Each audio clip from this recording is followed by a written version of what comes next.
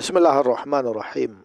Video kali ini saya membahas tentang kebiasaan dan rutinitas produktif. Bagian ketiga dari kitab At-Targhib. Hidupmu adalah jumlah dari kebiasaan-kebiasaan kecilmu.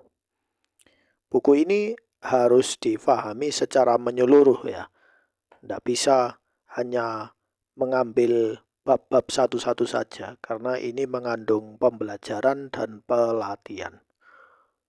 Motivasi adalah percikan api. Ia menyalakan semangat di awal, tapi tidak bisa dijadikan bahan bakar utama untuk jangka panjang karena sifatnya yang naik turun mengikuti mood, kondisi, dan stimulus dari luar.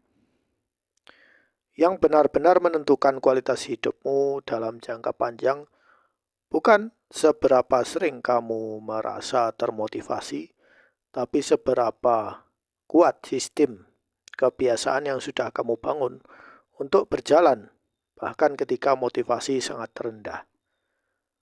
Orang yang hidupnya terstruktur dan produktif bukan karena mereka selalu bersemangat, tapi karena mereka sudah membangun sistem yang bekerja hampir secara otomatis. Kebiasaan adalah keputusan yang sudah diautomasi. Ketika sebuah perilaku sudah menjadi kebiasaan, otak tidak perlu lagi menggunakan energi kognitif yang besar untuk memutuskan apakah akan melakukannya atau tidak. Ia hanya menjalankan loop yang sudah tertanam.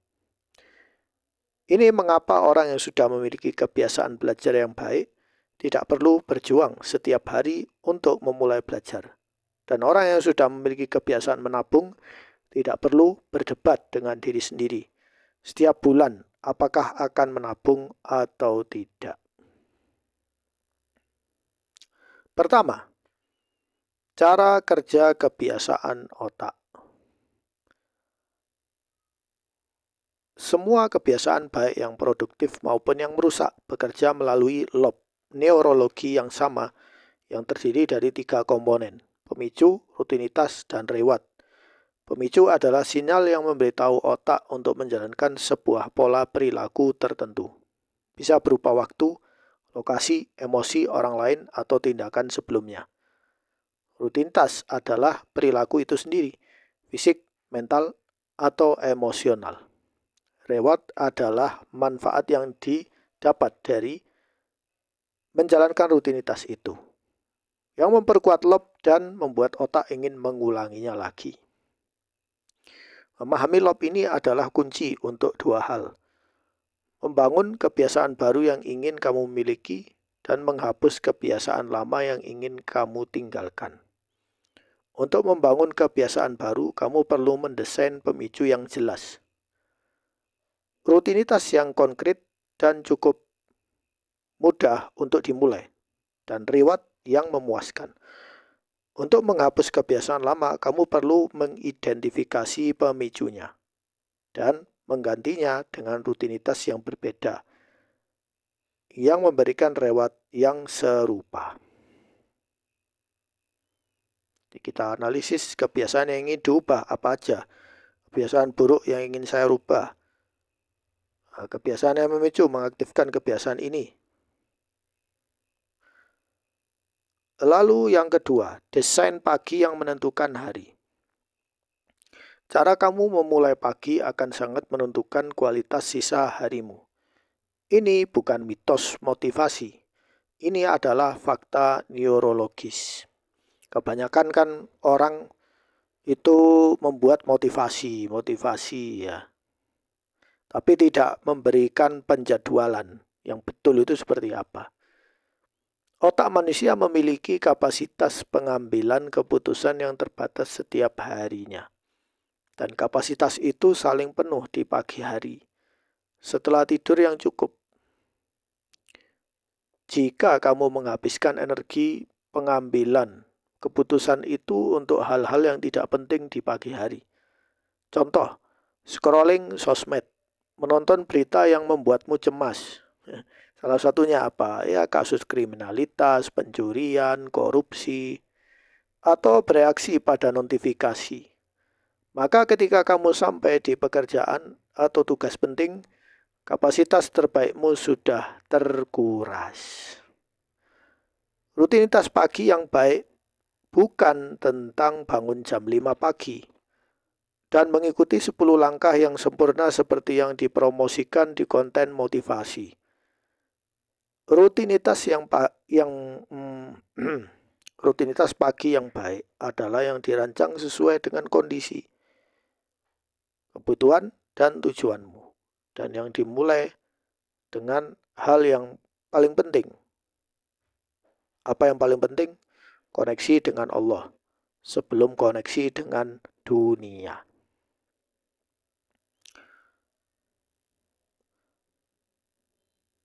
Blok rutinitas pagi yang direkomendasikan. Blok itu kotak-kotak ya. Blok pertama, spiritual 15-30 menit. Bangun, bersuci, wudhu, sholat subuh. Ini bukan pulian, ini fondasi. Sebelum HP disentuh, sebelum berita dibaca, sebelum dunia masuk. Zikir pagi, baca Al-Quran minimal 1 halaman dengan tadabbur. Yang kedua, fisik, minum air putih, olahraga ringan, atau sekedar peregangan. Tubuh yang digerakkan di pagi hari menghasilkan energi yang lebih stabil sepanjang hari. Ketiga, perencanaan 10 menit. Tetapkan 3 prioritas utama hari ini sebelum membuka HP. Bukan to-do list yang panjang. Cukup 3 hal yang jika selesai akan membuat harimu bermakna. Keempat, baru buka HP. Mulai aktivitas setelah 3 blok di atas selesai. Bukan sebelumnya. Nah, ini rutinitas pagi bisa kalian tulis apa yang bisa diprioritaskan. Ketiga, sistem prioritas harian. To-do list yang panjang adalah ilusi produktivitas. Ia membuat kamu merasa sibuk, tapi tidak selalu membuat kamu maju ke arah yang benar. Yang lebih efektif dari to-do list yang panjang adalah sistem prioritas yang memaksamu untuk jujur tentang apa yang benar-benar penting hari ini. Dan fokus energi terbaikmu ke sana terlebih dahulu. Prinsip yang sangat efektif adalah aturan 3 prioritas. Setiap pagi, tetapkan maksimal 3 hal yang jika selesai akan membuat harimu produktif dan bermakna. 3 hal itu dikerjakan di waktu terbaik dan dengan energi terbaikmu. Hal-hal lain bisa dikerjakan setelahnya atau tidak sama sekali jika waktu tidak mengizinkan. Kesederhanaan ini memaksa seleksi yang jujur tentang apa yang benar-benar penting. Matriks prioritas sederhana. Penting dan mendesak. Kerjakan sekarang. Deadline hari ini, krisis yang butuh penanganan segera. Ini yang pertama dikerjakan. Kedua, penting tapi tidak mendesak. Jadwalkan. Pengembangan diri, perencanaan jangka panjang, membangun hubungan, ini yang sering diabaikan tapi paling menentukan masa depan. Ketiga, mendesak tapi tidak penting, delegasikan atau batasi. Notifikasi, permintaan orang lain yang tidak prioritas, batasi waktu untuk ini. Keempat, tidak penting dan tidak mendesak, eliminasi. Scrolling tanpa tujuan, hiburan berlebihan, aktivitas yang tidak memberi nilai, kurangi drastis. Nah, ini bisa kalian tata ya. Nah, kalian harus mulai menertibkan ini. Yang keempat, manajemen energi, bukan hanya manajemen waktu. Waktu memang terbatas, 24 jam untuk semua orang. Tapi energi juga terbatas. Dan seringkali lebih menentukan kualitas output daripada jumlah waktu yang tersedia. Kamu bisa memiliki 8 jam untuk mengerjakan sebuah tugas penting. Tapi jika energimu habis karena tidak tidur dengan cukup, tidak makan dengan baik, atau karena terkuras oleh konflik emosional yang belum terselesaikan, 8 jam itu tidak akan menghasilkan output terbaik. Manajemen energi adalah tentang mengenali kapan energimu paling tinggi dan menggunakan waktu itu untuk pekerjaan yang paling membutuhkan fokus dan kreativitas. Mengenali kapan energimu mulai menurun dan mengisi ulang sebelum benar-benar habis. Dan mengenali apa saja yang paling banyak menguras energimu, baik secara fisik, mental, maupun emosional. Sehingga kamu bisa meminimalkan penguras energi yang tidak perlu. Tidur 7-8 jam adalah investasi produktivitas, bukan kemewahan.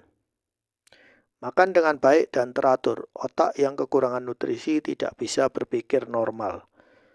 Olahraga minimal 3 kali seminggu, ini meningkatkan energi, bukan menguras. Kenali waktu terbaik produktivitasmu, dan lindungi waktu itu untuk pekerjaan terpenting. Istirahat singkat setiap 90 menit, otak bekerja dalam siklus, bukan maraton. Kelola emosi negatif, jangan biarkan konflik yang belum terselesaikan menguras energi harian. Yang kelima, membangun kebiasaan baru yang bertahan. Penelitian tentang pembentukan kebiasaan yang menunjukkan bahwa rata-rata dibutuhkan 66 hari untuk sebuah perilaku baru menjadi otomatis. Bukan 21 hari seperti yang sering diklaim. Dan prosesnya tidak linear. Ada hari-hari di mana semua rencana berantakan. Ada godaan untuk kembali ke pola lama. Ada momen di mana rasanya tidak ada kemajuan sama sekali. Memahami ini bukan untuk membuatmu pesimis, tapi untuk mempersiapkan mentalmu menghadapi rintangan yang memang akan datang. Karena era digital sekarang ini gangguan banyak ya. Entah dari TikTok, dari YouTube, dari hiburan-hiburan ya. Jadi pelatihan itu banyak ujiannya ya. Tapi setelah 66 itu Anda berhasil konsisten dengan metode at-targhib ini, kalian insya Allah bisa lebih baik. Strategi yang paling efektif dalam membangun kebiasaan baru bukan memaksakan perubahan besar sekaligus. Itu mustahil ya. Tapi mulai dari yang sangat kecil. Sekecil yang terasa hampir terlalu mudah untuk dilakukan. Kebiasaan yang dimulai sangat kecil lebih mudah untuk dipertahankan konsistensinya. Dan konsistensi jauh lebih penting dari intensitas di awal pembentukan kebiasaan. Formulanya, membangun kebiasaan baru. 1. Mulai sangat kecil. Jika ingin olahraga, mulai dengan 5 menit. 2. Tautkan dengan kebiasaan yang sudah ada. Setelah sholat, lakukan 3 kali. Lakukan X, misalnya lakukan kegiatan positif, zikir, baca buku.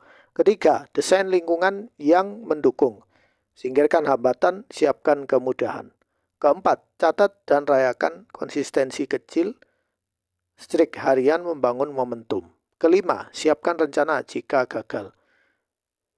Jika skip 1 hari, langsung kembali besok. Ya, ini caranya ya. Kemudian, evaluasi, mingguan dan bulanan. Produktivitas tanpa evaluasi adalah produktivitas yang berjalan buta. Kamu bergerak, tapi tidak tahu apakah arahnya benar, tidak tahu apakah kecepatannya cukup, dan tidak tahu apa yang perlu disesuaikan. Evaluasi berkala adalah cara untuk berkalibrasi. Perjalananmu secara terus-menerus memastikan bahwa usaha yang kamu keluarkan benar-benar membawamu ke arah yang kamu inginkan. Evaluasi yang baik bukan sesi menghukum diri atas semua yang tidak berhasil. Evaluasi yang baik adalah refleksi jujur yang mengakui apa yang berjalan dengan baik, mengidentifikasi apa yang perlu diperbaiki, dan merencanakan penyesuaian yang konkret untuk ke depannya. Sikap terhadap evaluasi yang sehat adalah sikap seorang ilmuwan yang memeriksa data dengan rasa ingin tahu, bukan sikap hakim yang menghukum terdakwa. Nah, di sini ada template evaluasi mingguan. Ya, perlu evaluasi, ini penting. Ketujuh, ringkasan komitmen bagian 3, cara kerja LOB, kebiasaan dan bagaimana menggunakannya untuk perubahan, cara merancang rutinitas pagi yang menentukan kualitas hari, sistem prioritas harian yang memaksa seleksi yang jujur. Pentingnya manajemen energi di samping manajemen waktu. Formula membangun kebiasaan baru yang bertahan jangka panjang.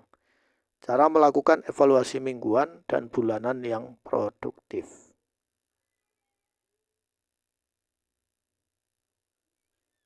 Nah, ini bagian ketiga sudah selesai. Ini jilid dari A Target, jilid pertama sudah selesai.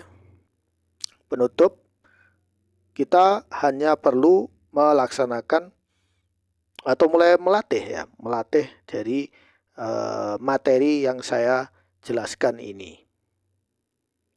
tentang observasi dan fondasi, kemudian struktur, kemudian penguatan, evaluasi dan penyesuaian.